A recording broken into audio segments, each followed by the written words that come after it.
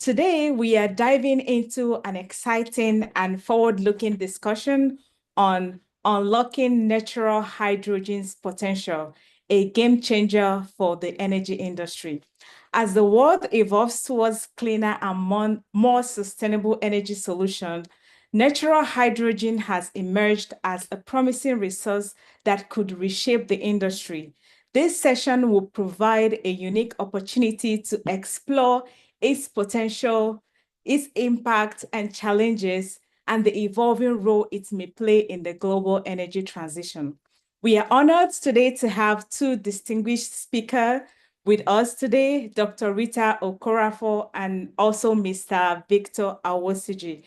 Their expertise and insights will enrich our understanding of this topic, and I encourage all participants to engage actively, ask questions, and share perspective. A big thank you to our speakers, attendees, and the entire NAPE family and the North America chapter team for making this event possible.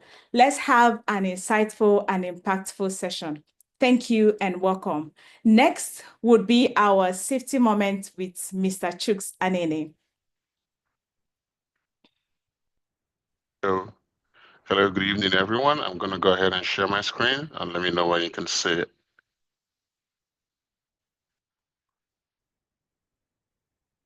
Let me know if you can see my screen yet. Yes, we can see your screen. Thank you. Perfect. All right, so I'm going to make this real quick. My safety minute today is on texting while walking. Even though it is on texting while walking, I think we can extend this to texting while driving. As human beings, sometimes we pride ourselves at being able to multitask, but the human brain is not really adapted to be able to do this. One of those multitask opportunities that we do that can be really dangerous is texting while walking. It severely distracts us from what we're doing, and it increases our chance of having an accident. There is some statistics there for you.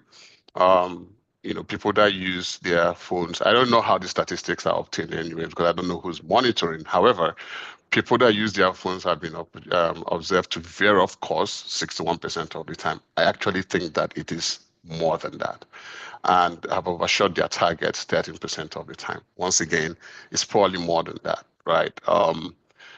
You should look up. If you're doing this along a busy street or along the road, it is very, very dangerous because drivers aren't always looking out for you. So look up, protect yourself. And nobody wants to get in an accident. I certainly don't think any driver wants to hit a pedestrian. However, you cannot rely on the drivers out there to protect you. You have to protect yourself. There are examples of people who have been hit by cars while they're on their phone and have not made it. So you really don't want to be part of that statistic.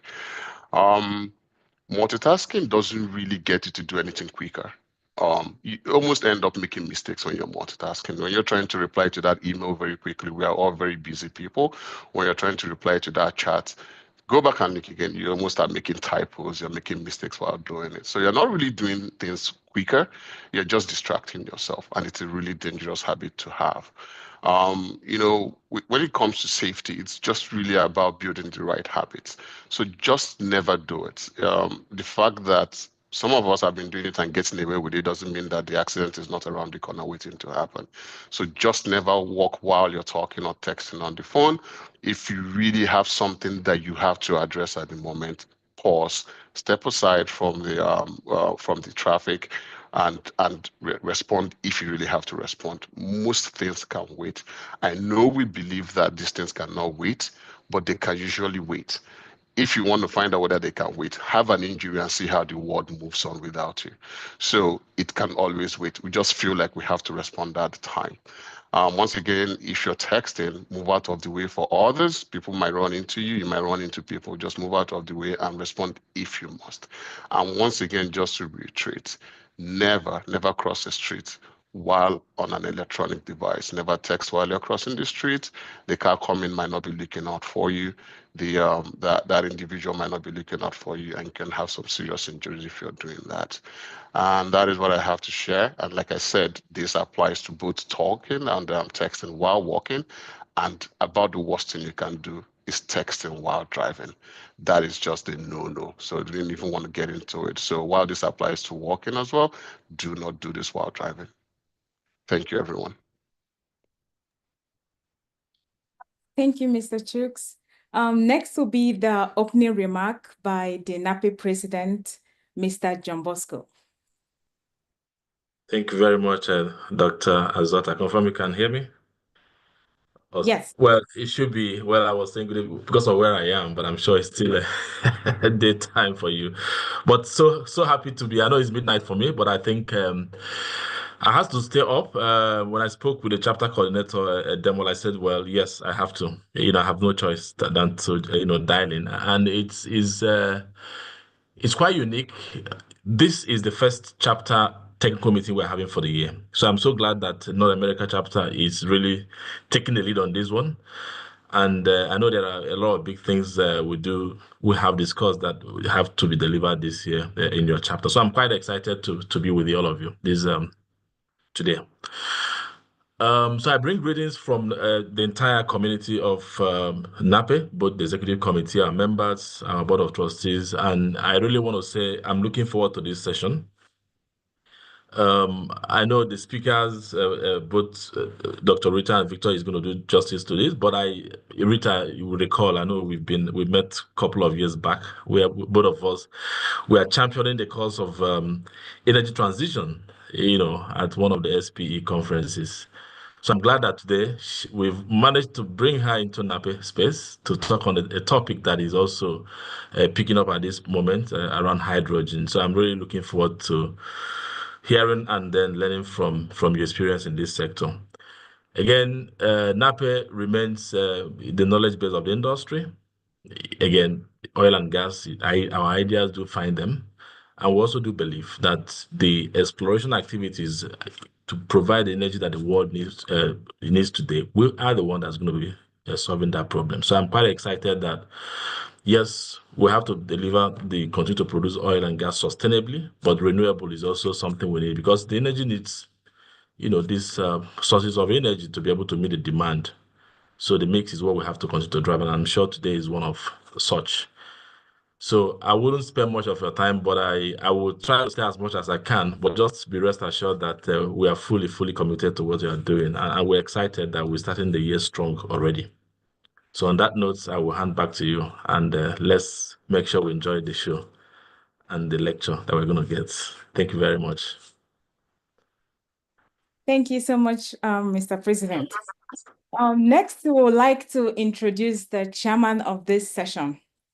I won't call his name yet, but I would like to read a short bio about him. So okay, sorry to interrupt you, moderator. Apologies. But we have in our midst also the president-elect, Mrs. Olajumoke Ajayi, in the meeting. So, Madam, maybe you'd like to say just a few words before we return to the agenda. Thank you. Hello? Can you hear me? We can hear you. Yeah, yes, we can hear you. All right. So good evening, everyone. Oh, is it midnight here? Good evening, everyone. And thank you very much for putting up this session at this time of the year. And like the president said, I'm happy that the first chapter technical meeting is coming from North America. And the topical issue that you will be discussing this evening, there can be a better time to come up with this type of topic. And I believe I've read the profile of the two speakers today, and I believe they will do justice to the topic. So I'm excited. I'm looking forward to also learn, from both of you. Thank you very much, and I wish us a pleasant technical session. Thank you. Have a good evening. Thank you very much. thank you. Over to you, Dr. Ogo. Apologies for interrupting. All right, that's fine. So I will be introducing our the chairman of this session. Before mentioning his name, I would just like to read a short bio about him. So he is a seasoned energy executive and community leader with over 32 years of experience at ExxonMobil. Throughout his tenure, he led multi-million-dollar upstream projects and strategic initiatives across Africa, Asia, Pacific, and the Middle East, and also Americas. He held key executive leadership roles, including vice president and director in multiple ExxonMobil affiliates, where he led country entries, large-scale subsurface operations, and upstream portfolio optimization. He is a certified member of the U.S. National Association of Corporate Directors. He holds a bachelor's degree in geology, an MBA, and executive diplomas from top US business schools. Beyond his corporate career, he's dedicated to community services, serving as the director and a board chair for multiple nonprofit organizations in the US and Nigeria. Let's welcome Mr. Ufoma Ewerido. Thank you. Thank you very much. Can you hear me? Yes, sir. All right, thank you, Dr. Zota, for the intro. And congratulations to John Bosco and Olajumoke on your elections. And we're looking forward to you taking NAPI to the next level, of which this chapter is one of it. So looking forward to greater things. So as you guys all know, for decades, NAPI has led the charge in advancing both the technical and the business understanding of the energy sources that we need to power today's and the future economies. So in NAPI's ongoing push for the frontiers of the energy business towards finding new sources and making them both technically and commercially viable, today's session focuses on this emerging topic of naturally occurring hydrogens. And to do that, we've got these two distinguished speakers to walk us through it. And I'm going to introduce our first speaker. I'll read her bio. And before we bring in our second speaker, I will introduce him as well. So both speakers, our first speaker is going to be Dr. Rita Okoroafor, and our second speaker, Mr. Victor Awosiji.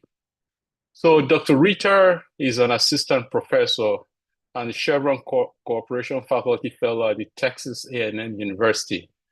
Her research focuses on leveraging oil and gas expertise to tackle challenges in low-carbon energy technologies. She earned her PhD in Energy Resources Engineering from Stanford University, where she also completed her postdoctoral training. Before getting into academia, Rita spent 13 years at Schlumberger as a principal reservoir engineer, contributing to various product lines and global projects. Her research spans geothermal reservoir engineering, CO2 storage and utilization, geologic storage, and generation of hydrogen. As a 2023 to 2024 SPE Distinguished Lecturer, she delivered talks in 12 countries and 16 sessions, focusing on how oil and gas competencies are shaping low-carbon energy technologies. Beyond her scientific contributions, Rita has also published 2 non-fictional novels, very prolific. So over to you, Dr. Rita. My pleasure. Thank you for the amazing introduction. I'm going to share my slides now, and we will talk about hydrogen. Okay, you all can see my slides, right?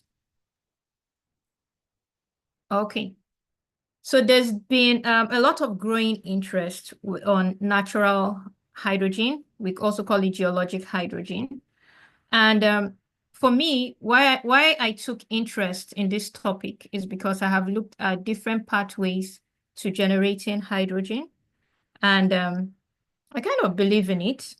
If I can just drill a well, get hydrogen the way I get methane, then I think I have solved half of the world's energy problem. So in my talk today, I'm just going to lay a background on hydrogen. so that everybody is on the same page as to why there is a growing interest in geologic hydrogen. I will talk a little bit about the geologic hydrogen, then move on to the stimulated version of the geologic hydrogen, and then I will come to part one conclusion, because I have Victor who's going to follow up on the talk. Okay. So we talk about the hydrogen economy, and basically what we're trying to do is, what we're envisioning a system where we are utilizing hydrogen in almost all parts of our sectors. And so that includes using it for generating energy, fuel, using it in our vehicles, using it for aviation, using it in industry as syngas, or in combination with other gases to form syngas, or even in the manufacturing processes. We have had to abate industries where there's been a lot of research on how we can use hydrogen as part of the processes to reduce greenhouse gas emissions within whatever stages they are, okay? Like the steel industry. So there are lots of, thoughts towards how we can bring in hydrogen to different sectors of the economy. So why hydrogen? First of all, it's the most abundant element in the universe. But up until we started thinking about natural hydrogen, it was thought that it is always in combination with something else. It has a very high energy content by weight. So if I have 1 kilogram of hydrogen, I expect that the energy content in that hydrogen is going to be much more than several other fuels or resources that we have, methane inclusive. We can use it directly. We can use it for power generation. Hydrogen comes with its own challenges. I'll talk about that towards the end of my talk, but let's focus on what's good about it. Now, combustion of hydrogen does not yield greenhouse gas emissions in the sense of the particulate emissions and carbon dioxide. And so that means that if I'm bringing it into any of my sectors, I have the probability that I'm not going to be generating a lot of greenhouse gas emissions, which means it can contribute to decarbonization. It integrates with current and future renewable energy markets. And this particular statement has to do with the fact that when we have things like solar and wind that are intermittent, and we want to balance, excess energy from those renewable resources at some time, and at the other time, want to balance it. Sometimes it's producing excess, and some other times we don't have enough. Then we have the possibility of storing hydrogen as energy. And this is how it's going to complement current and future renewable energy needs, because we can convert excess energy from solar and wind to hydrogen, store it, and later bring it back up. But beyond that, hydrogen is a feedstock for various consumer applications. And so on this slide, I just list a couple of different applications on the energy side, on the feedstock side of what hydrogen can be used for. But one of the things that has been a challenge is that hydrogen is responsible for roughly 915 million tons of carbon dioxide per year. So it's a culprit for CO2 emissions. Okay, so let's keep this somewhere at the back of our minds as we are talking about hydrogen. There are several pathways for producing hydrogen. And on this figure that I have here, I haven't mentioned natural hydrogen, because these are all hydrogen in the form as a carrier. Okay, so we could get it from renewable energy, solar, wind. We pass it through the process of electrolysis, and then we're able to split water into hydrogen and oxygen and collect the hydrogen. From natural gas or other hydrocarbons, we can do things like steam methane reforming. I'll talk about that as well. And even bioenergy and waste. So there are several pathways for us to generate hydrogen. But in all of these ways, hydrogen is considered an energy carrier. It's not directly collected from a source where we just pick the hydrogen out. And of course, other things that are evident in this figure is we have different uses of hydrogen, different conversion pathways, different ways of storing it before final use. So it's just, it has this whole processes, as we see hydrogen today, has a lot that is involved in it.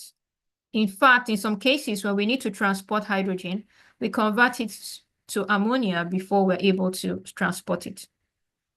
Okay. The three main ways in which we are generating hydrogen these days is one, through steam methane reforming, where we take natural gas, expose it to very high temperature steam, and then we're able to create a synthetic gas, a mixture of hydrogen, carbon monoxide, and some CO2, carbon dioxide, in a first stage. And in a second stage, when we add more steam, we're able to convert the carbon monoxide to more carbon dioxide. So it generates a lot of CO2. We have gasification, where we are reacting coal or biomass with high temperature steam and oxygen in a pressurized gasifier. We do not have the complete combustion, we're having gasification, but it also releases CO2. Now, electrolysis is one of the ways we're trying to look into, where we're trying to reduce the CO2 that is associated with generating hydrogen. And so we take water, we use some sort of energy, solar, wind, nuclear, geothermal, to split this water into hydrogen and oxygen to be able to generate that hydrogen that we want. So these are current well-known pathways to generating hydrogen. And then we talk about the colors. So those three that I mentioned are the common ways, but there are other ways in which we could get hydrogen. And this is where people have different colors. I can't say this is a standard because somebody else might call yellow something else, somebody might call orange something else. But what I want to highlight in this place is that we have the white hydrogen. And this white hydrogen is the hydrogen that is coming from a natural resource in itself. And so I'm speaking to people, NAPE, we know that natural gas exists in the subsurface, trapped, sealed in some sort of accumulation. And so we want to envisage that we are able to find hydrogen in such a form, okay? So why are we thinking about natural hydrogen? Because when we look at the other forms of hydrogen, sources of hydrogen, it's either we're dealing with high cost for the green hydrogen, or we're dealing with high emissions. And the gray hydrogen, which is the one from steam methane reforming, the cost is low, but it still produces CO2 emissions. So with all of this, we are thinking about how can we balance cost and also reduce CO2 emissions? What kind of, source of hydrogen will be able to do that for us? And that's when we start looking at the possibility that natural hydrogen could do that for us. We're not going through any process of using electricity to generate it. And when it comes out, hopefully, it comes out without a lot of greenhouse gas emissions. The projected demand for hydrogen is expected to grow. And if you look at this figure between 2030 and 2050, we are expecting about 500 million tons of hydrogen. So keep this number in mind as we move forward. This is the amount of hydrogen that we expect to be in demand by different industries, okay? And so then comes in natural hydrogen. So natural hydrogen comes in, we have different ways in which we could generate it in the subsurface, but it's meant to be natural hydrogen that we find in the subsurface, okay? And there are three main ways in which it's thought to be generated. One is through radiolysis, where through radioactive reactions ongoing, processes of heat, combination of water, we are able to release hydrogen. So this is one of them. Another one is through serpentinization. I would also say mineral oxidation, where we have a rock that comes in contact with water. This water may have seeped in to the subsurface, and then in the process of this reaction, hydrogen is released. And then a third way in which the hydrogen is deep-seated, contained somewhere down below, could be even one of these methods, and it's seeping from deep down below. Okay. Now, how, the hydrogen that we see could get lost, and that's part of the reason why we may not be seeing large quantities at this time. One of it is that hydrogen is a very small molecule. It diffuses very easily. It moves very fast, passes through anything. So if I have a small fracture or fault, it's very likely that that hydrogen is going to pass through. I may have had a process that generated both methane and hydrogen, but because of the high diffusivity of hydrogen, is going to diffuse and leave behind methane. Okay? The second thing is microbes. Now, hydrogen is food for certain microbes in the subsurface.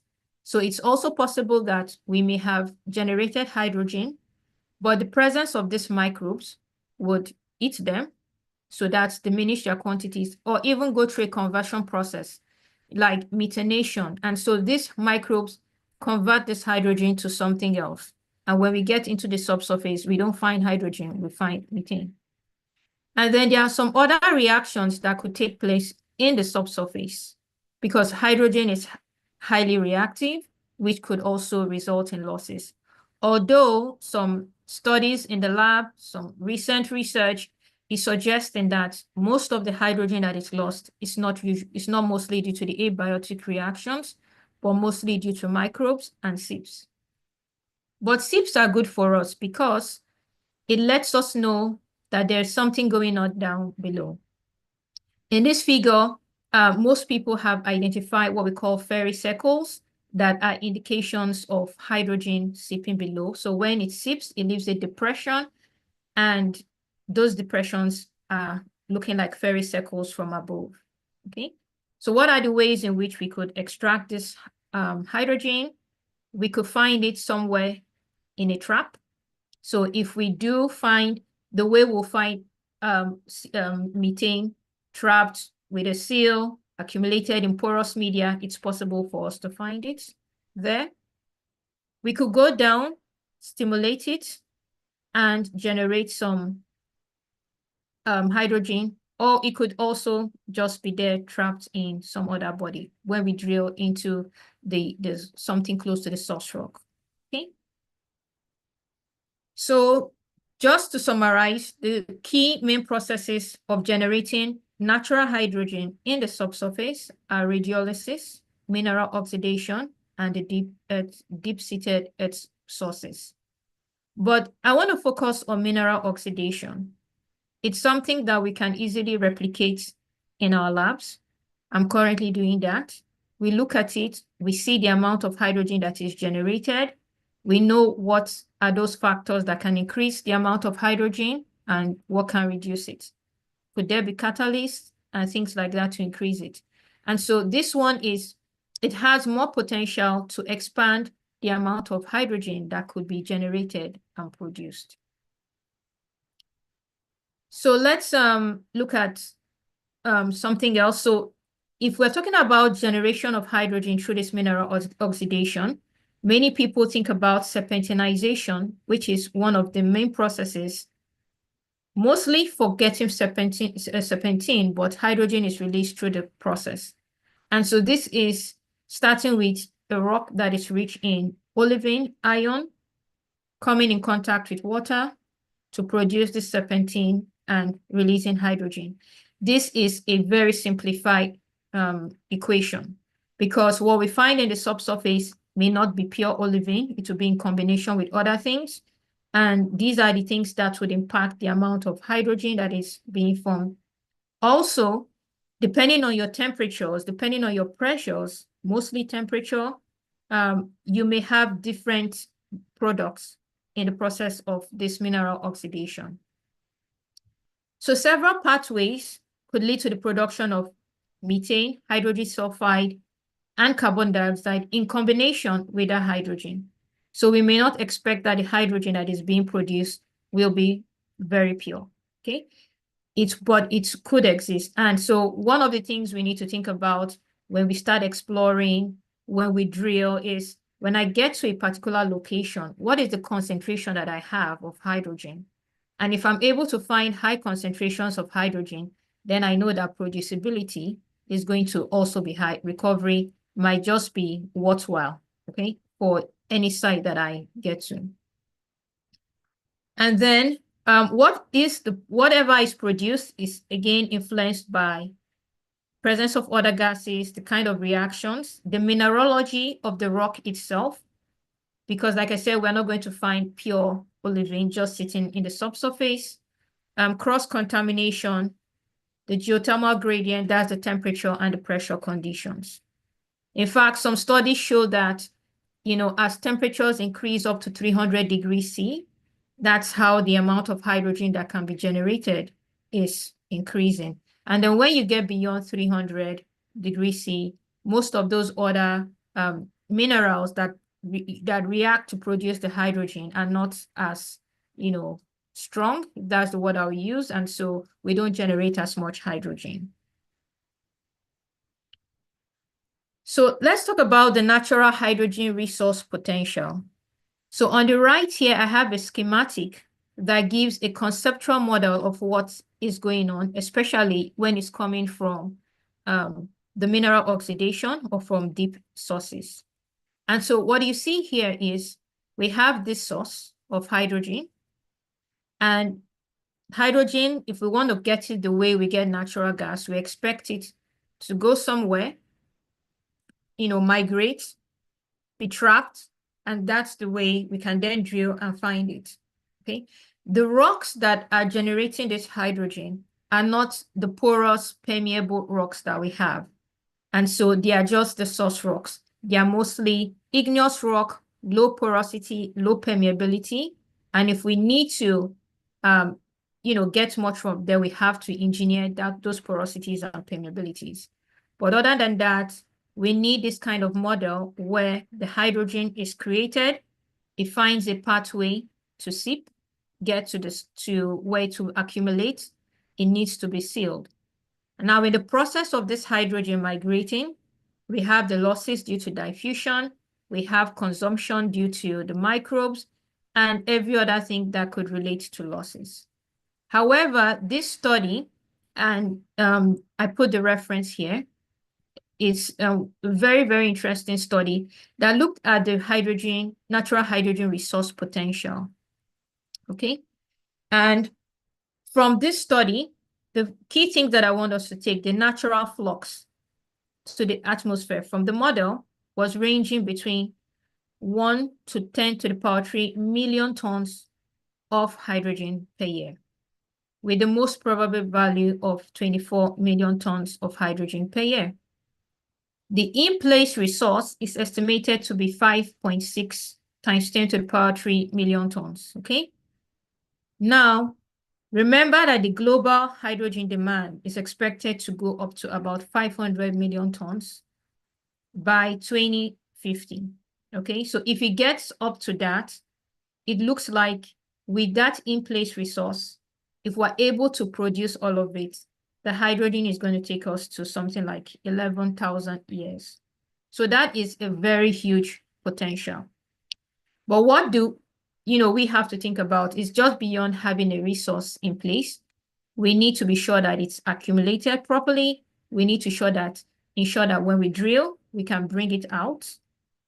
We need to think about the residence time when it's in there at a shallow depth, which is where we have most of these microbes acting. Will the microbes come in and eat up our hydrogen? So we need to think about all those kind of things. But the key thing is that there is a very vast resource potential for natural hydrogen. So that natural resource potential was computed without assuming things like how can we stimulate the natural hydrogen, especially at the source. So if we go to the source itself, the olivine-rich rock that is low porosity and permeability, we could probably increase the amount of hydrogen. We could also be able to produce directly from that source if we're able to create enough surface area for reaction. So different ways in which we could generate this hydrogen is through physical stimulation, catalysis, and biostimulation. And what's involved in each and every one of this? With physical stimulation, we create fractures, which is to create permeable pathways. We also increase the surface area, and this allows us to react more area with water. We have the chemical stimulation, which is where we introduce some sort of catalyst into any fluid that is coming in contact with our source rock. And these catalysts have the ability to increase reaction rates. If reaction rates are increased, then we're able to produce more hydrogen. And on the left, this is a laboratory stimulation experiment looking at what kind of temperatures, what kind of catalysts, can create increased production of hydrogen. And there's biological stimulation, and this is in two folds. One of it is what can inhibit existing microbes from eating up the hydrogen that is generated, and the other one is what can activate further catalysis in the subsurface to generate hydrogen. So these are other ways in which we can increase the production potential of hydrogen. So here I kind of summarize, and we have the hydraulic stimulation, we have thermal stimulation, because we notice that at certain temperatures, more hydrogen is being produced. We have catalyst, either the bio or chemical catalyst, and then you can combine all of this. You can open up fractures and then also include catalyst, and that can increase your hydrogen. But if you're going to do that in your source rock, you'll still need a pathway for you to be able to accumulate, because those source rocks do not have a lot of storage space for you to keep large volumes of hydrogen. Okay. So why stimulated hydrogen? Stimulated geologic hydrogen allows for scalability. And if we can scale up, we know that we have a resource, we go in there, go to the source, increase the amount of hydrogen generated, then we have more that is being able to produce. When we drill our wells, we should be having something that is coming out, producing the way we have gas wells. It can be implemented in various regions with suitable geological formations. And so we are not limited to zones where we have certain temperatures or we need to have all the conducive conditions. We can actually stimulate to create the kind of conditions that will allow us to generate hydrogen. And the good thing is we can take lessons learned from the oil and gas, the geothermal industries, what they are doing to apply to stimulated geologic hydrogen. So this is a preliminary small model. We were just looking at what's the impact of stimulation versus not stimulation. And in this case, we are looking at production from the source rock, not from porous media. So the source rock, like I mentioned, is not very porous, not very permeable. And so if you just drill a well and you inject water into that source rock, the amount of hydrogen generated will not be a lot because you need surface area. But by increasing the surface area through some sort of stimulation, bringing in catalyst, you could increase the amount of hydrogen by 1,000-fold that is being produced. And so this is one of the things that, if properly designed, stimulation can significantly increase hydrogen production. So one of the challenges that we see, and I want to draw from data that is in literature, is what is the purity? So again, we have rocks that we want to react. We may not have pure olivine or pure iron to reduce. And so it's very likely that when we generate this hydrogen, we will generate it with other gases, CO2, methane, etc. And this is a study, a compilation of different wells. These are mostly sedimentary, seepages, and ophiolite complexes, where we look at the hydrogen concentration, and we find that it could vary. In some cases, we have high hydrogen content. In some cases, we have low hydrogen content. But the truth is, we want high purity, we want high hydrogen content. And so these are some of the challenges we see, that things like microbes could be reacting, the fact that our minerals are not pure could be causing that, and just contamination within the subsurface could result in our hydrogen not being pure. So with all of the things that I have said, I would want to hand over to Victor, but I just want to highlight a few things. The resource potential of natural hydrogen is kind of large. We are currently looking at how to produce it and what is the recovery potential from those large resources. We see that stimulated geologic hydrogen is one of the pathways to increase the amount of hydrogen that can be generated and produced. And there are several ways in which could induce losses and reduce the purity of geologic hydrogen. And we need to take that into consideration. Okay, I will stop sharing and hand over. Okay. Thank you so much, Dr. Rita. As I said during the beginning, where Victor is bringing up his slides here, I'll give him an introduction.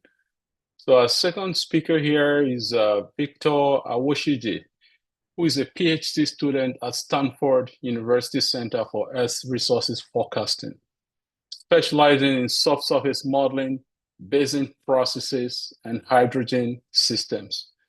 He is also a geoscientist and hydrogen expert at California Resource Corporation, where he applies advanced geological and geophysical insights to drive natural hydrogen exploration in California. His expertise includes natural hydrogen systems and their economic feasibility, chemical generation of hydrogen from mafic and ultramafic rocks, AI-driven predictive modeling for subsurface hydrogen forecasting. Victor's leadership in the field is well recognized. In 2024, he convened the Natural Hydrogen session at the American Geophysical Union, further solidifying his role in shaping the future of hydrogen research. With his prior expertise at Aramco Americas and Total Energies, Victor brings deep expertise in hydrogen exploration, subsurface modeling, and the role of natural gas in decarbonization. Over to you, Victor. Thank you so much for the introduction, Mr. Rita, and to Dr. Rita, thank you so much for starting us strongly about a topic I passionately care about. I kind of, live this topic every day. So thank you so much for getting us started on a very strong note and introducing us to the world of natural hydrogen. Today, my goal is to share with us kind of get us started with the global energy landscape, kind of give us a snapshot of what that looks like, and kind of zooming out into, okay, why exactly are we doing this? And also, I would follow up with how do we prospect for natural hydrogen? Dr. Rita has talked a lot about ideas and kind of how we go about it, but I'm gonna just take it a little bit further and just kind of detail it as we're geologists, and I know NAPE cares a lot about exploration details, so this is very important for us. And also talk about the natural hydrogen resource base. Dr. Rita has showed a very popular study in the community that talked about from the USGS that talked about the natural hydrogen global estimation. So I'm going to delve a little bit deeper in the numbers to give us some perspective, and I'm going to end with some economics and final thoughts for NAPE. So global energy landscape, we are very familiar with that fossil fuels dominate the global energy landscape, right? So I'm sharing data from 2023, what it looks like globally, about almost 30,000 terawatt hours of energy or electricity was produced. And as you can see, most of it is from fossil fuels. And also in Nigeria, which most of us are from, it's even much more much more dominant in Nigeria, with over 76% of our electricity generation in 2023 coming from fossil fuels. So this is no news for everyone. So yeah, the world runs on fossil fuel, right? But what are the drivers to alternative energy sources apart from climate change and government policies? What are the demand side drivers for alternative sources of energy? The first one is technological innovation, right? So technological innovation, AI, as we are familiar with, is taking over the world, and that is an energy black hole. So that's driving demand for energy in ways that we've never seen before. One other thing is electrification and industrialization. As the global south is developing, industrialization is a main topic for them, and they're really going to be demanding a lot of this energy. And as well as electrification, even in the advanced country, this is driving energy demands in ways that we've never seen before. Countries are also increasingly becoming aware of the fact that they need to secure their future by securing their energy future. So everyone is really pushing for energy independence, and corporate sustainability as well is also driving alternative sources of energy as investors are kind of, there's a lot of demand, there's a lot of pressure on companies to, change their current energy portfolio and also kind of go green. So there's a lot of that, and also from the markets, right? The markets here in the West, for the most part, might even punish you for, burning more fossil fuels. So that's kind of the world we live in now. But the one that is much more significant is the resource scarcity and depletion of fossil fuel. Fossil fuel is a finite resource, and volume vector is always going to go negative because it's a finite resource. It's at some point going to finish, right? Given the time scale in millions of years geologically for those resources to be able to form. So these are the demand side drivers for alternative energy sources. And to just kind of give us like another snapshot of that, how does that look like? As with the current production, so this is global, just a couple of years left for these different fossil fuels, and even here in North America, in America, USA specifically, is even much more discouraging, if I would say, the number of years remaining at the current production rate, if there are no further discovery made, right? So if you just keep the current reserve and we keep producing at the rates we're producing, not accounting for future energy demand, we're going to run out pretty soon. In fact, most of us youth on this call is going to happen in our lifetime. So these are the drivers for, alternative sources that are renewable, of which hydrogen kind of, gathered a lot of momentum from that perspective. So I just wanted to show us that snapshot. And one other one is AI that I've talked about. So how does that look like in the United States, which is like the leader in this field? Just look at these numbers, right? Like 1.9% of US total electricity generation. Remember, up to like 5,000 terawatt hours, right? Just 1.9% of that historically is used for data centers. But now with the projections, you can see which we could go as high as 6.7 to 12% in just a couple of years. This is 2028, by the way. In the most aggressive case, we could go as high as 20% of all the electricity generated in the US just for data centers. So this is energy is becoming something worth way more than gold. So this is one of the drivers which most of us are familiar with. So how do we prospect for natural hydrogen? How do we go about prospecting for natural hydrogen? I'm going to start with kind of like, what are the key natural hydrogen production mechanism, right? How is this natural hydrogen generated? One of it is serpentinization of ultramafic and mafic rock. So this is taking us back to Geology 101. Serpentinization is a metamorphic process that takes, that hydrates mafic rocks, like for example, minerals in this mafic rock, like olivine, right? Reacts with water, it creates serpentinite, and then it creates other suite of minerals, and then hydrogen is being generated as a byproduct in that chemical reaction. Dr. Rita showed this image prior, and this image just is a very good kind of diagram that sort of shows the reaction between the olivine and the H2O to produce H2. So keep in mind, the rock is very important, the water is very important. Other processes, which I'm not going to run through, radiolysis of water, essentially from the radioactive element in the earth, reacting with water, splitting it together, just splitting H and 2 from water, right? H2O, right? So there are also some school of thought that believes that when the earth was formed, there are hydrogen coming from during that formation. There's a lot of hydrogen that might have been trapped in the Earth's subsurface. Why? Because looking at other planets, so many other planets out there have a lot of hydrogen in their system. So why are we not having a lot of natural hydrogen on Earth? Is it because we're not looking? Or if you believe in plate tectonics, which I strongly believe in, I mean, is that really possible? Well, that is still out there for debate. If you look at plate tectonics, whereby the Earth's crust has gone through several processes of, churning and like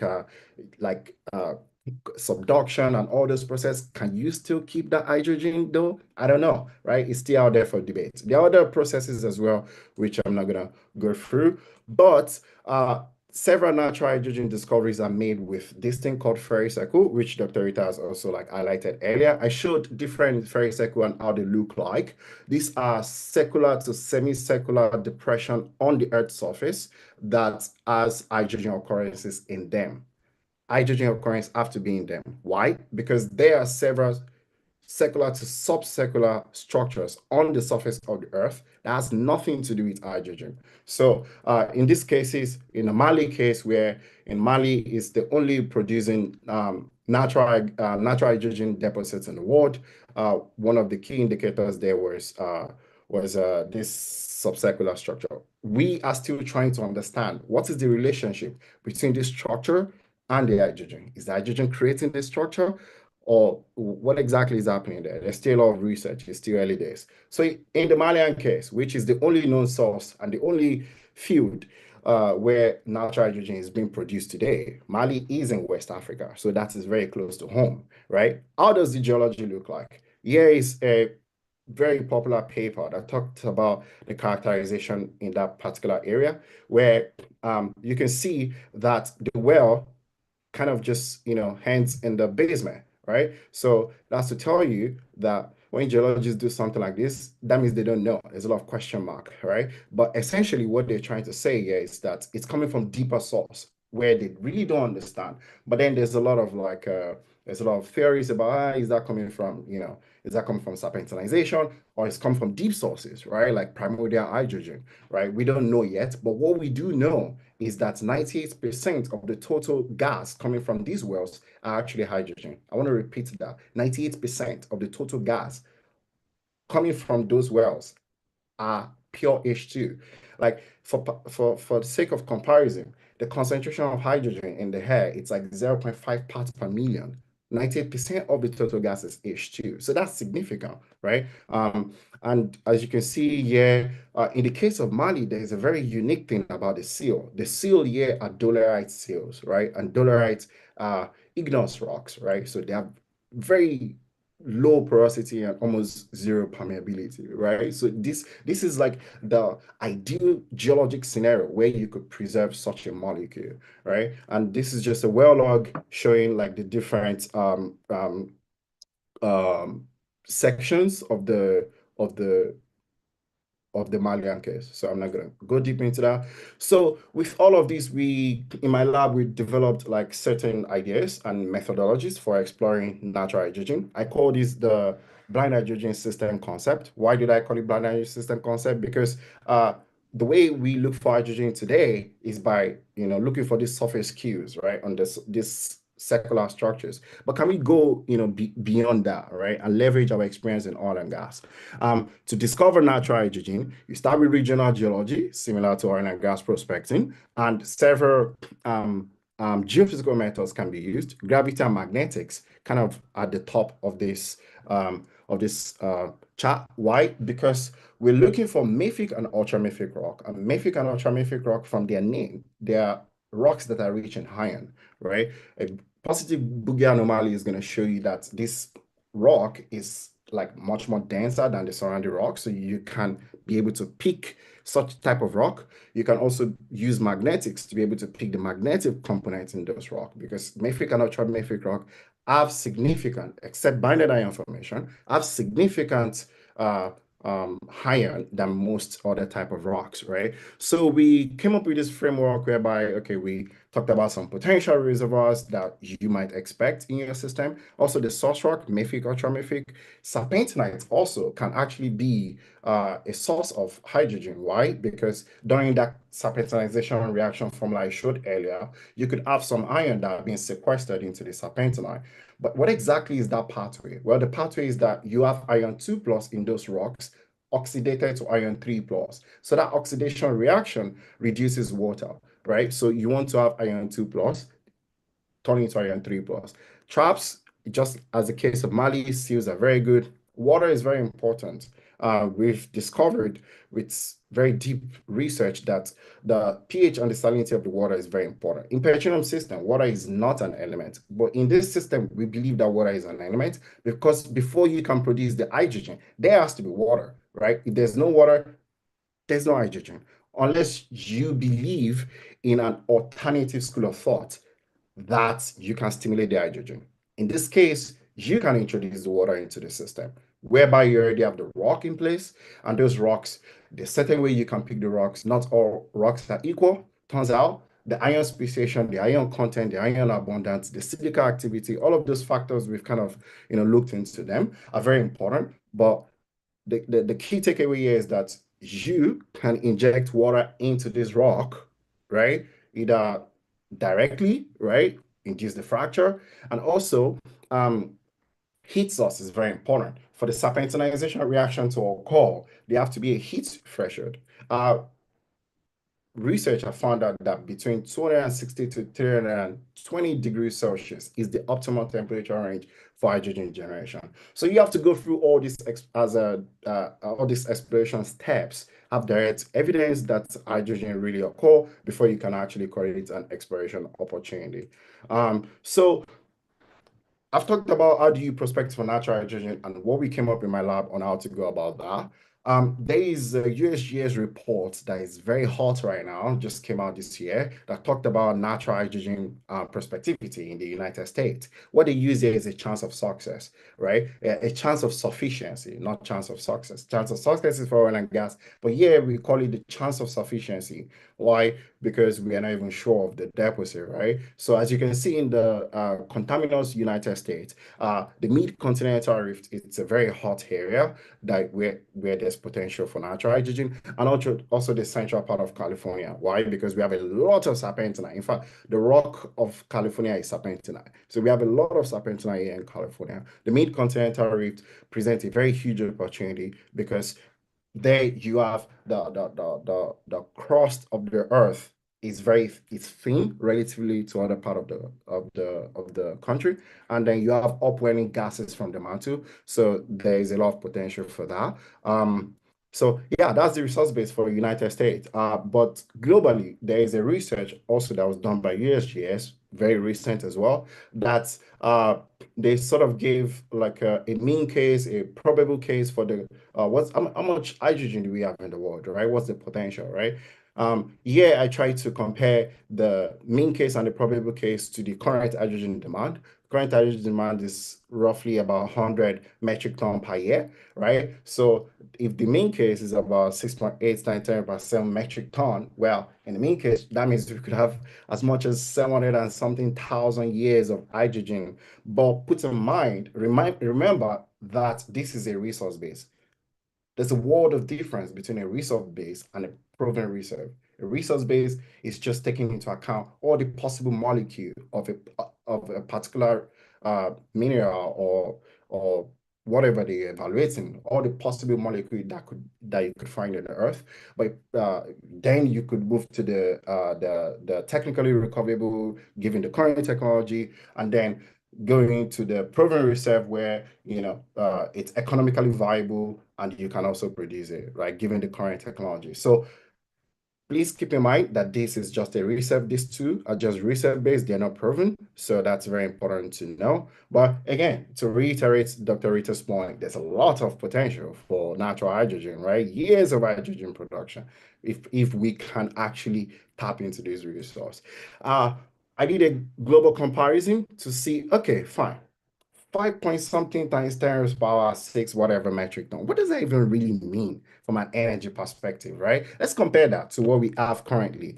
Currently, the world runs on natural gas, right? Most of the electricity generated in the world, well, in the United States, is from natural gas, right? So this is me converting all the proven natural gas as of 2023, right, to joules, right, just to energy, and then converting natural hydrogen, both the probable case, right, and the mean case into pure energy, right? So as you can see, for the probable case, like that is the most likely one, it's 10x less than the energy you can get from global natural gas. For the mean case, which is much more higher, even that is just merely higher than natural gas, like energy, right? If you convert it to energy, right? And then you wonder, oh my God, damn, that does not look encouraging. If the probable case is 10x in terms of joules, lesser than natural gas, and just even the mean case, which we are hoping for, is just merely more than natural gas. Given the fact that we are not even accounting for future energy demand, oh my God, that are we going to use hydrogen for energy? Well, the thing is, from energy standpoint, natural gas is not even really like, it's not really used. Hydrogen globally is not used mainly for energy production. There are several use cases for hydrogen way beyond energy, right? So the framing for natural gas is actually factually wrong. Why? Because if you look at today, most of the hydrogen we produce is used for ammonia, is used for fertilizer, for our food security. Almost 30% of global hydrogen production is used for ammonia to produce fertilizer, and then refining to sweet our, our oil and all of that, for methanol production and steel manufacturing. Like you can see that power is not even in there, right? So even in the future cases for like projected, upside for hydrogen, in different scenarios, you can see that for power is very small, right? So, okay, they projected, but we really don't use hydrogen for power. Why? Because hydrogen is a pernicious molecule, and also because it's quite expensive, and just so many things. You have to produce it. It doesn't make sense to actually use hydrogen to make electricity. But again, that is what we're doing currently. We don't know what we're going to do in the future. Given the potential for natural hydrogen, there could be way more other opportunities to actually use hydrogen for other things, right? So I'm going to end on that note and just, kind of final thoughts.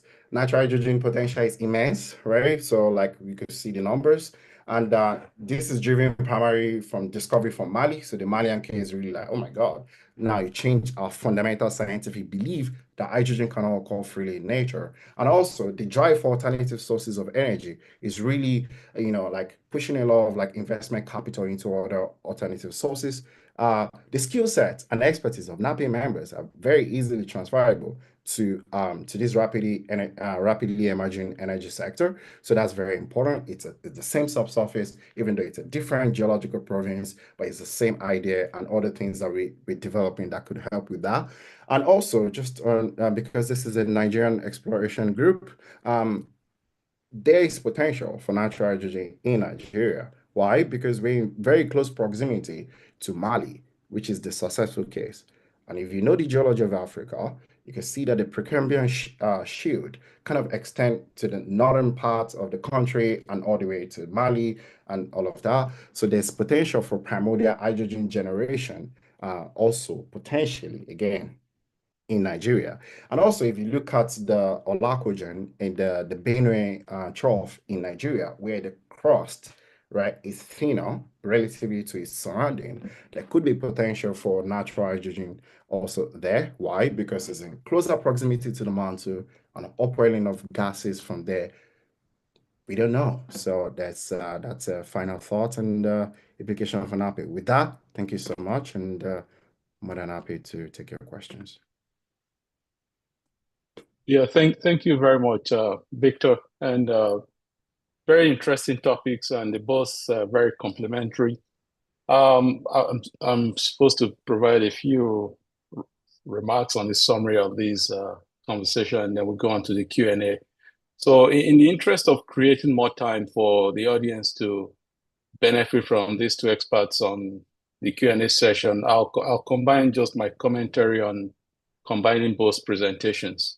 I mean, clearly, both our speakers make the case that we continue to expand the need to have additional sources of energy because one, hydrogen in this case is a cleaner fuel, and of course, and more recently, the need for AI, the expansion of AI and further electrification and other economies that are continuing to grow provides the topic for its fossil fuel plus. It's not or, but in addition to what we already have. And they also both talked about the different types. And in case of Dr. Rita, she talked about what's driving her to more the white hydrogen in terms of looking for a balance between the technical and the economic. You know, cost is always a challenge because it's got to be affordable energy. So you've got to look for those sources that could become affordable. And then we have both speakers just addressing the fact that, you know, technically we have the occurrence. We heard about the Mali case, and the potential is there. It far exceeds some of the projected demand that Dr. Rita has up to 2050. And but we have to sort of overcome the challenges, starting with understanding the accumulation, which both speakers talked about. So the accumulation, how do you go about prospecting for it, just like we do oil and gas, and also making sure that you're able to produce economically with challenges such as the sufficiency of the concentration and impurities that might come with it. So with that, and then finally, you know, even the studies by the USGS also point to the fact that it's out there. There's proven occurrence of it here in the US. If the stimulation that Dr. Rita talks about is something that comes to play in the future, there's even potential to increase more of what we can find today. So with that, I'm going to turn it over to the moderator to coordinate the Q&A for the presentations. Thank you. All right, thank you, Mr. Chairman. Most of the questions asked in the Q&A, Dr. Rita Okoroafor has responded to them, but I'll repeat the question and maybe she will come off mute to respond in case any other person has the same question in mind and couldn't ask. We have Mark Dennis who asked, what are some of the acquisition or geosensing techniques used for identifying and extracting subsurface hydrogen? I didn't answer that particular question. I will leave it to Victor to respond to that question, and then I could add a few things afterwards. Yeah, sure. I could hop in on that. Yeah, so there's currently no globally like acceptable way to detect. Well, we can detect hydrogen using electrochemical sensors, but for geosensing, in the way I think you're thinking about it, what we look for is not the hydrogen itself, but other like rocks that could generate the hydrogen. As I mentioned earlier in my presentation, magnetics is one of them, or even magnetotellurics, gravity, right? Essentially, you're trying to pick out like this rock types that could potentially generate hydrogen, but not like looking for hydrogen itself. Currently, there's no way to tell in the subsurface somewhere whereby you can differentiate hydrogen from every other molecule. Like think about water, for example, it's so close to hydrogen. Think about methane, it's so close to hydrogen. So there's currently no sensitive method to do that. But you could look for pathfinders, right? Which is easier than looking for hydrogen itself. I hope that answers your question. Yeah, cool. We have from Taiwo who asked, are there any hydrogen seeps occurrence recorded in the world as a pointer to geological H2 system / play? So yes, I think I answered that one. There are lots of SIPs. In fact, it's the SIPs that gave indication of hydrogen in the subsurface, and it's been found in different locations worldwide. I think there's a paper, a review paper by the name is Zonik or something like that, that compiles the list of these different sites, their different sources. And if you saw my slide where I was showing the purity of hydrogen, like the concentration, there was a section that looked at SIPs. So most of there are lots of sites globally where there were SIPs that gave indication of hydrogen from the subsurface. Yeah, so we have I think I listed even in Mali there were SIPs as well. In Oman there are SIPs and places like that. Thank you. We have from Modeshola, who asks, is it possible that white hydrogen is a source of hydrogen from storage as a result of one of the other processes? And the second question from same person says, would natural hydrogen exploration be less costly and energy intensive compared to other forms of hydrogen, such as the green hydrogen? So the first question was not the first question you mentioned just now wasn't answered. I think I asked Modeshola to please re-ask the question so that perhaps I can understand it better. So in terms of the cost and the energy intensity, it's expected that geologic hydrogen will be less expensive. So just imagine we drilled and we found large volumes of hydrogen flowing into our well, like methane. That's reducing cost because, of course, exploring and producing natural gas is kind of cheap by itself. And we see the cost of steam methane reforming because it's sourced from methane. So if we have a similar procedure that gives us natural gas, hydrogen like natural gas, then it's going to be cheap. Now, in terms of energy intensity, when we look at electrolysis, it's highly energy intensive. The efficiency is about 33%.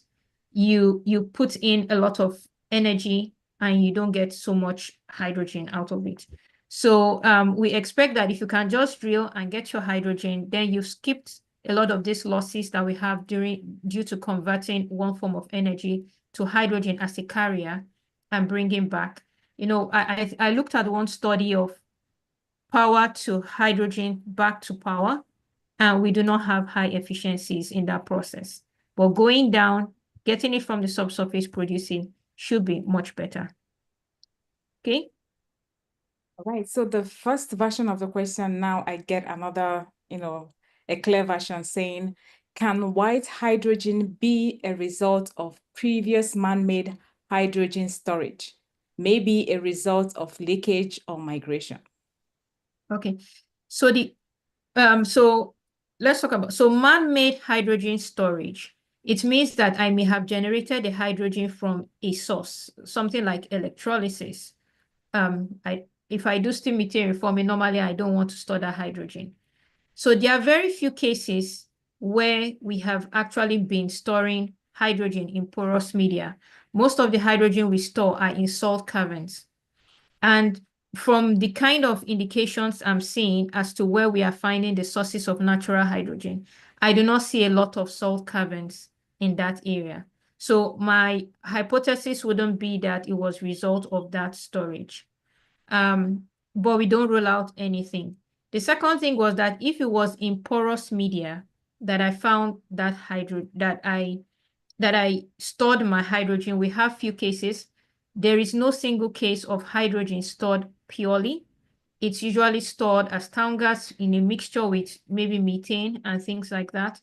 So in that particular case, I would expect my hydrogen to be mixed. There are also very few cases of hydrogen being stored in the subsurface porous media where we are actually finding the hydrogen to produce like through drilling of wells. So I wouldn't really 90% say that it came from hydrogen storage because one, most of the storage are in salt caverns.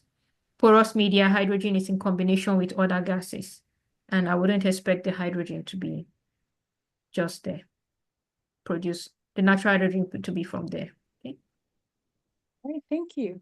We have from Babatunde asking, is it possible some of the hydrogen could have been generated from serpentinization of the olivine in the dolerite seal, that's the Mali case, instead of the basement alone?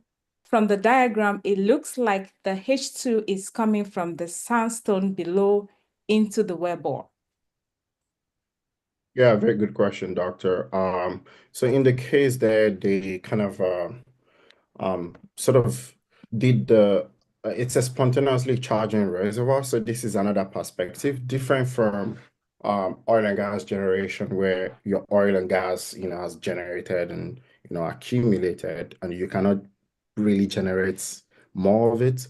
In the case of natural hydrogen, they found out that as you deplete the reservoir, it gets filled up.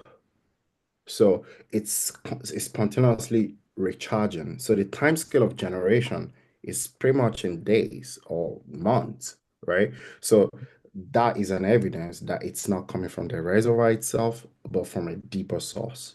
So it's a spontaneously charging system whereby there is no economic need to drill any deeper to look for the source, because they've had these pathways that brings the hydrogen to these perfectly sealed reservoirs, right? So they just keep tapping into it, like it's like kind of analogous to, just, well, like, instead of learning how to like fish or something, if you're getting fish every time, why should you care about learning how to fish, right? So in this case, it just comes directly from, and I can kind of share that again just to show you, and maybe you even want to talk a little bit about this, but yeah, it's coming from deeper source. This is a schematic, so they are more detailed, like geologic illustrations of this, but essentially, yes, to your point, they only show these arrows coming from this, but actually it comes from deep sources. So technically there's something wrong with this image. But there are other studies coming from this Mali case whereby it showed deeper wells, right, that are way deeper than this depth. So I want to add two things to that. So dolerite wouldn't have sufficient, in my perspective, iron or the kind of minerals that we see to generate large amounts of hydrogen. And like Victor said, this is a constantly recharging source of hydrogen. So it wouldn't be coming from somewhere above, it's coming from somewhere down below. Hydrogen is very light. It's looking to just keep going up. So if we had the dolerite seal generating the hydrogen, everything would just, be moving forward rather than going down to the sandstone. Right. All right, cool. We have from Ayowole, who asked, looking at the biogeochemical point of view, what implications would hydrogen exploitation have for planetary scale, geochemical cycles, and energy systems? Dr. Rita, you want to take that one? Well, this one is a bit outside of my scope. But the thing is that there's indication that some of the rocks, let's say in Mars, may have some olivine. And we also need, if we look at the process of how this hydrogen is being generated, we need water. So we need to have the combination of water with these iron-rich rocks for this reaction to take place. It's possible, but we also need some sort of temperature that would allow for this reaction to take place. We also need pH, right pH of the water. So we don't rule it out. It's possible that it's ongoing. People have been doing some investigations. They're seeing a couple of things, but I do not have sufficient information at this time to say something concrete regards to that. Yeah. And also to add to that point, right? You really cannot say at this point, right? Until you actually start doing it. I don't think we fully account for example, the effect of um burning fossil fuels, before we actually started burning the fossil fuel and how it actually affects we humans, right? So if you think of biogeochemical, those biomes, right, it's possible that they bloom maybe because we're stimulating more hydrogen, or it's possible that they die, right? Because we are pumping more natural hydrogen out of the system. So we don't know yet. You can't really make those um, conclusions at this point, but yeah, that's something to think about. And thanks for asking that question. Yeah, if I could just jump in very briefly. Yeah. So there is a technique called it's called hydra spectra imaging. Okay. So this hyperspectral imaging technique has been employed by NASA to map out areas where possibly there could be natural hydrogen deposits on Mars.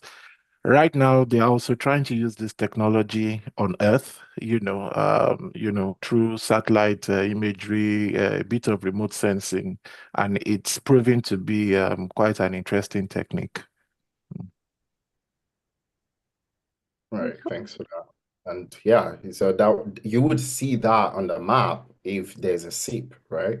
So like if there's a seep leaking, right, if your seal is compromised, then you're gonna be able to pick that. And maybe that's a good, that's definitely gonna be a good way to potentially probe into that system. But what in the case whereby it's blind, whereby you can't see anything coming to the surface? But yeah, that's a good start, like given the stage where we are in the exploration for natural hydrogen. So Yeah, I thanks for think that fairy circles are still things that are being mapped. Just those indication of depressions and the circles might also be giving indication of possible hydrogen below the subsurface. So people are also looking out for that.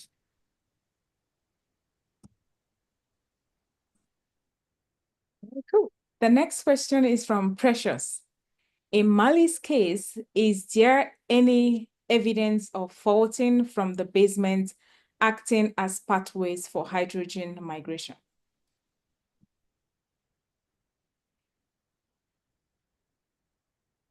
you. Dr. Rita, do you want to take that or? So Victor, you brought up the Mali case, right? So you talk about it, but you brought up the logs. Let me know. I don't want to speak on that one specifically. I haven't studied it, but for the fact that we're having seeps from deep below, I expect that it has to be a pathway, and that is what we're seeing in the conceptual models for generating hydrogen.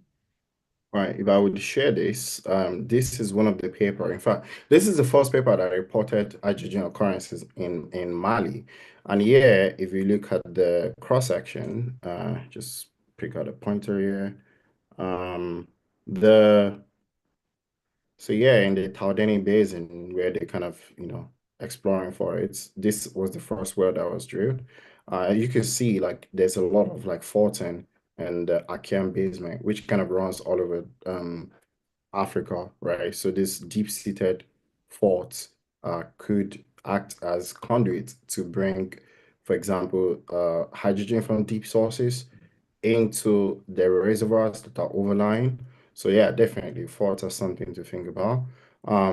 But in the field area, are there faults? The reports that came out did not do like a detailed geological, and to be honest, most of them are not actually geologists, so they didn't do a detailed geological like assessment. But I would imagine definitely, given that geologic map, that there are several younger faults, perhaps even quaternary, that are actually present in those areas.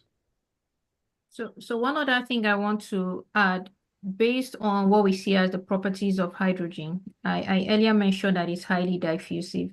It's able to pass through other things apart from faults to go to where it can be trapped. So if it doesn't see anything to trap it, it's going to still keep moving. Maybe water at some point can trap it because hydrogen, we found that it's not very soluble. But that's as you're getting more shallower. So there are several ways in which it could move, but in many cases, we are seeing that the presence of faults are very important for accumulation of hydrogen in porous media. All right, building on that, Mr. Ewerido asked, what is the Mali hydrogen production currently used for? It's mainly used for local electricity generation. It's a very small town called Burakebugu, and they use it for power generation. All right. We have from Chukudi who asks, does the produced hydrogen lend itself to long distance transportation, such as oil and gas, LNG, or does it require closed energy sinks to be effectively produced, stored, and utilized? So could you repeat the question again? I Okay. got lost in there. So Does it's, I think it's about using can we transport the hydrogen or do we need sinks nearby? So this is a question for hydrogen in general, no matter the source. Hydrogen is a reactive gas. Hydrogen causes embrittlement of pipelines. And so whatever the source is, we just need to bear that at the back of our minds if we're going to pass it through, if we're going to ship it. So, there are so many people that are using hydrogen, they are driving their hydrogen economy. And then when we generate it, we just have to ship it to them. In some cases, we're able to transport, but when we are doing that transportation, we now have to take extra caution for the kind of materials that we're using to generate it. So it's basically all type of hydrogen, irrespective of the source. It has the same behavior, and we need to take all those properties of hydrogen into account. Things that they are doing now to make hydrogen easier for transportation, converting it to methane and some liquid organic components that we convert the hydrogen to just to make it easy for transportation and shipping. Maybe building on that, Precious asked if there is a constraint on like geological age yet. Good question. Well, no. Yeah, short answer, no.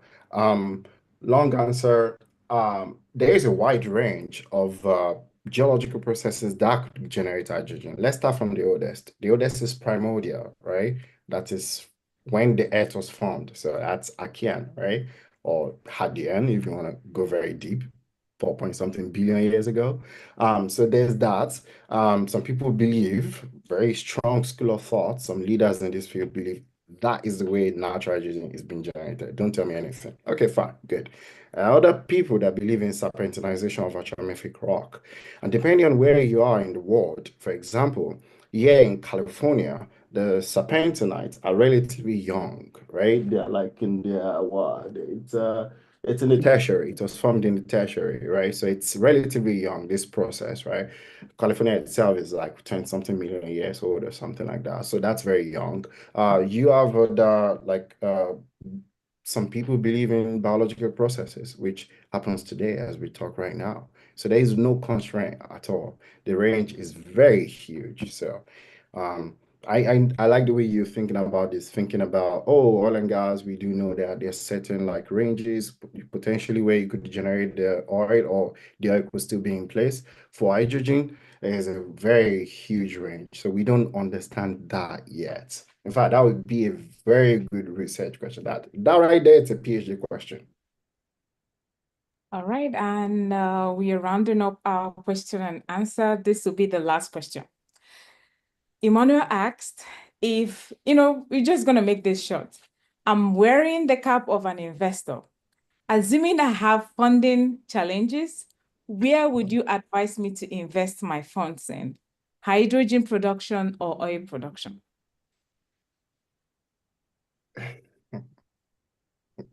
No, that's not the question. That's not the question. That's not the question. So, we have a market for oil and gas. We know all the processes it takes us to prospect, to drill, produce oil and gas. So the risk there is low.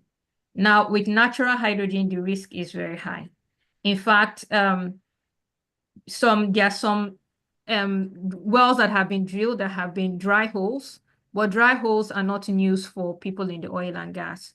So I don't think it's a fair comparison because we have all the expertise, all the knowledge, at least as good as we can. In fact, while people are building machine learning models to do the seismic interpretation for oil and gas prospecting, we haven't yet deciphered how is the best way to prospect for hydrogen. So, but if you want to fund, there's just fund people that are going to prospect, people that are using AI to find ways of identifying, reducing risk, which is what a lot of people are doing. We're trying to reduce the exploration risk so that when we do drill a well, we know we have found large quantities of hydrogen. High risk, I can't talk about the reward yet because we haven't started selling the hydrogen in those quantities. So Yeah, I had a question I wanted to ask, which is fundamental to your work. And I'm glad that Demola mentioned the NASA example.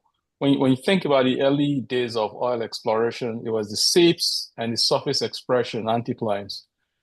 And then there were other research that were done by people that were looking for deep source rocks, and those were not the companies that were, first of all, done by sort of research companies that were just looking for source rocks. Where is that sort of resource, given all you guys have talked about the need to diversify the energy, the potential that hydrogen has? Where is that research that is equivalent to the early days of oil and gas, but also using modern technology? Where is that happening right now? Is it just Stanford, or where is that happening today? Okay, let me see if I can share one slide. Okay, if people can give me a moment to answer that question. It's a backup slide, so while she's putting that up, one thing to also put in mind is that not all the research are academic based, right? So there's a lot of like investment capital being raised right now for startups that actually just do that. So there's a lot of like knowledge locked in that sector as well. Okay. So this is just one of the many funding for on geologic hydrogen, and all of these groups of people are looking at different things. This was the Department of Energy's APAE geologic program, where they are funding companies, universities, national labs to look into different aspects from the stimulation, the exploration, the production, all sorts of things is really, really covered. And like Victor said, I have been in discussion with a couple of companies that are also doing their own research, using their own funds to go out. I've also been in touch with investors that have been, looking for who to partner with to actually go and do exploration. And the main thing is they are really trying to reduce the kind of risk and reduce the possibilities of dry hole, different techniques from measuring seeps to using drones and aerial imaging, all sorts that are being done. So while the good thing is that we have a lot to learn from the oil and gas industry. That's just the good thing. So we are not starting from ground zero. And so we hope Thank you. That's very helpful. Yeah. So that's where we are now. Thanks. That brings us to the end of the Q&A session. You know them, Dr. Rita, Victor. You can connect with them if you still want to continue this conversation. You can look them up on LinkedIn and continue the conversation. Next, we'll be moving to our NAPI announcements by Cynthia.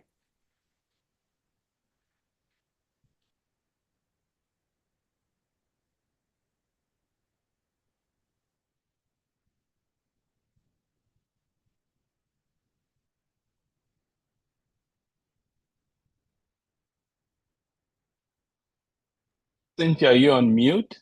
I can't hear you. Can you hear me now? Yes. Okay. Yes. I hear Okay, you. I think I will just share my slides of the announcement in a moment. Just give me a minute. Mm.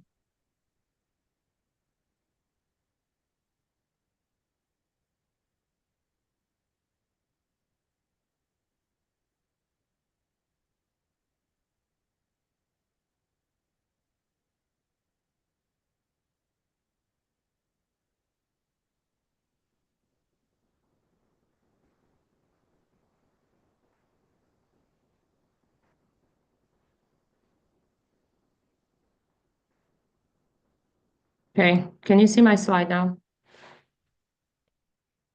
Yes. Can you hear me as well? Yes. Yes. Yes. Awesome.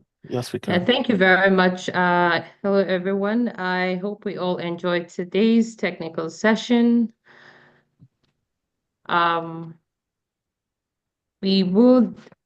We're actually showing this slide to also call for sponsors to support our technical meetings. This would not only provide you with the necessary publicity for the chapter, but also help us sponsor key, insightful technical sessions for the chapter. So we're calling on sponsorship. If you're willing to sponsor an event, even as an individual or as a company or corporate body, feel free to contact their chapter's coordinator, Mr. Ademola Lannister, for that.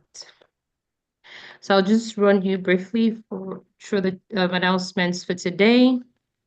We have an upcoming technical meeting hosted by the Worry chapter on Beyond Compliance, Enhancing Social Sustainability in Oil and Gas Industry.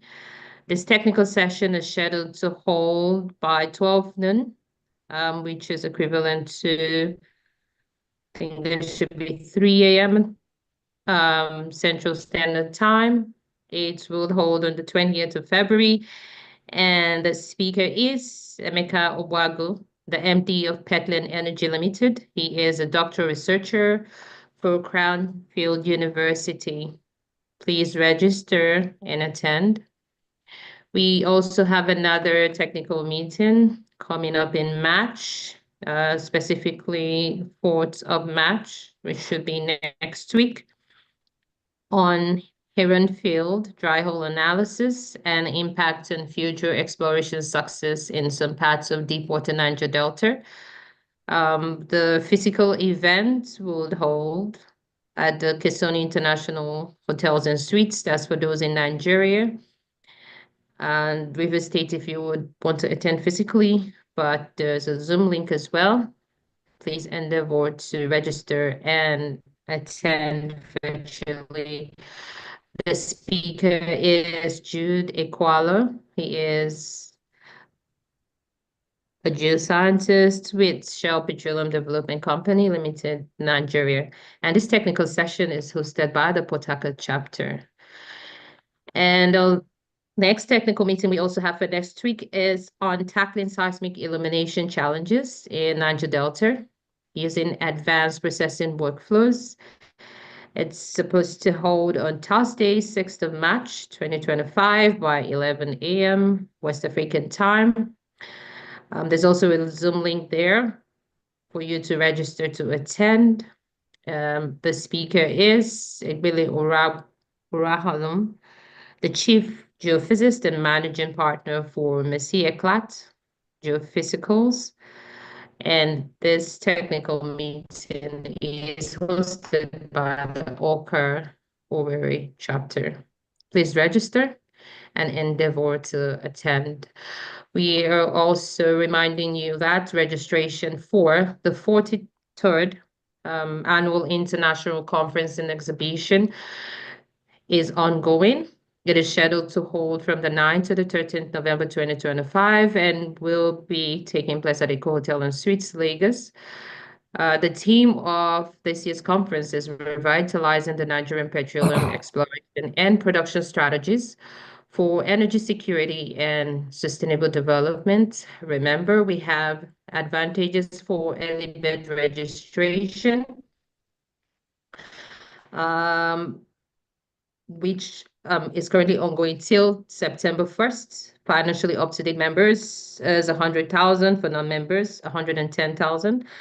For lecturers, 60,000. For student members, 40,000. And for international attendees, $275. And after September 1, it increases to 110,000 for members, 120 for non-members.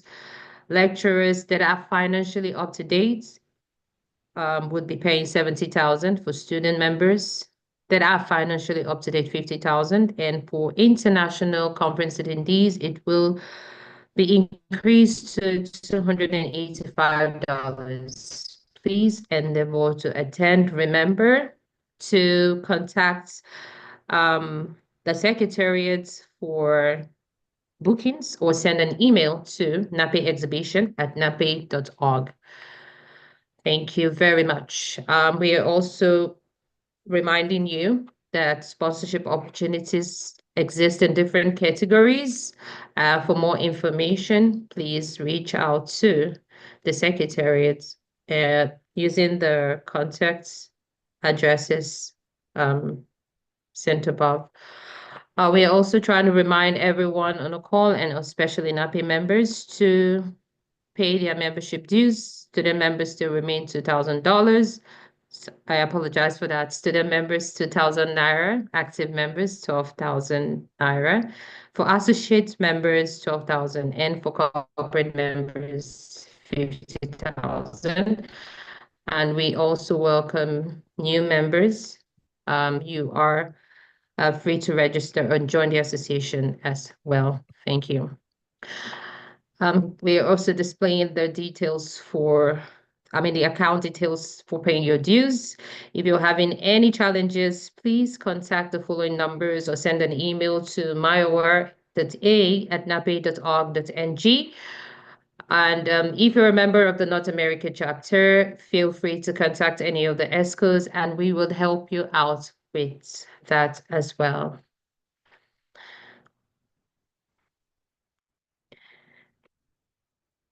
Still reminding you that there is an opportunity to sponsor a technical business meeting that is held monthly through whatever chapter of choice.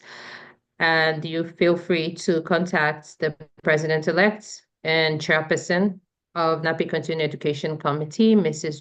Olajumoke Ajayi, FNAPE, or Mr. Lawrence Oswago, or the NAPE Secretariat using the following details below. Thank you very much.